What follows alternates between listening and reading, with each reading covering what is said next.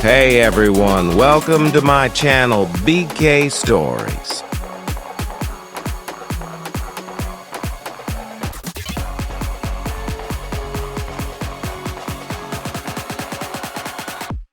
आगा साहब किराया लेने आए तो उनका किराएदार मौजूद नहीं था, बल्कि एक खतरनाक शक्ल वाला इंसान बाहर आया और उसने आगा साहब को बताया कि वो इस मकान का नया मालिक है।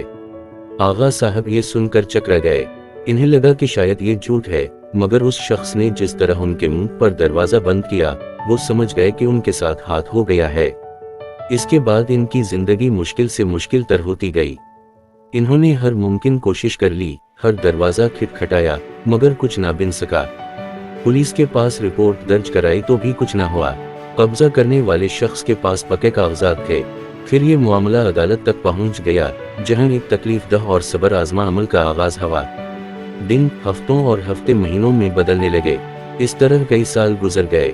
आगा साहब के पास जो कुछ था, इन्होंने मुकदमे पर लगा दिया। फिर जेवर और घर की कीमती अशिया बेची। आखिर में कर्ज लिया, मगर नतीजा कुछ ना निकला। इन चंद सालों ने उनकी कमर तोड़ कर रख दी।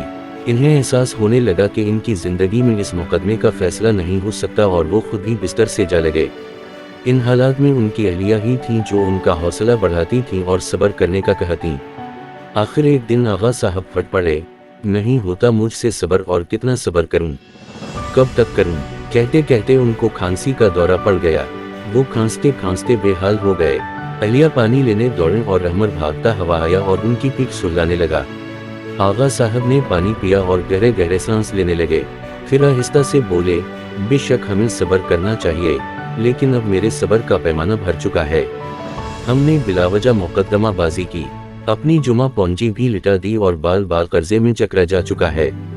लिहाजा मैंने फैसला किया है कि अब हम मुकदमे का पीछा नहीं करेंगे और न किसी के खिलाफ हाई कोर्ट में अपील करेंगे। आगा साहब ने आखिरी कोशिश की।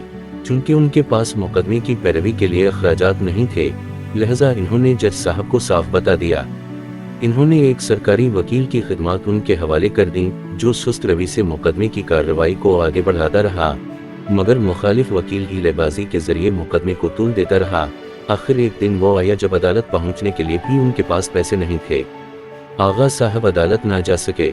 शाम को वकील का फोन आया कि अदालत ने उनके तमाम सबूतों को मुस्तरद कर दिया है। बेबसी के एहसास से आगा साहब की आंखें भर आईं।